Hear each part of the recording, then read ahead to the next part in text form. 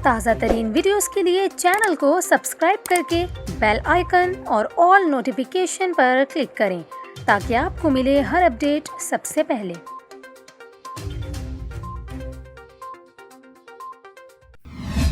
और अभी आपको अहम खबर से आगाह करें, शाहरुख और दीपिका की नई फिल्म पठान के हवाले से अहम फैसला सामने आ गया है। आपको बताएं कि बॉलीवुड के बादशाह शाहरुख खान और अदाकारा दीपिका पादुकोण की नई फिल्म पठान के हवाले से भारतीय सेंसर बोर्ड का फैसला आ गया है।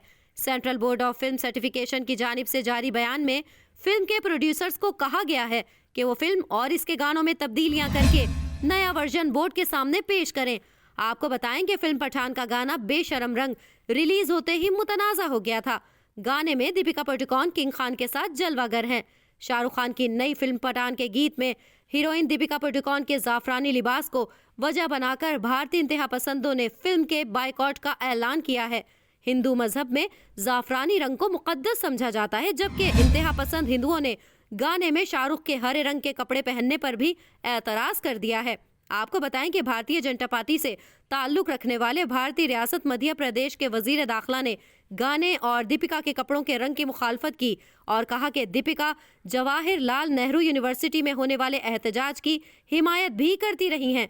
उन्होंने कहा कि फिल्म के मनाजिर में तब्दीली ना की गई तो मध्य प्रदेश में पाबंदी लगा देंगे। आपको बताएं कि फिल्म पठान 25 जनवरी 2023 को सिनेमा घरों की जीनत बनेगी।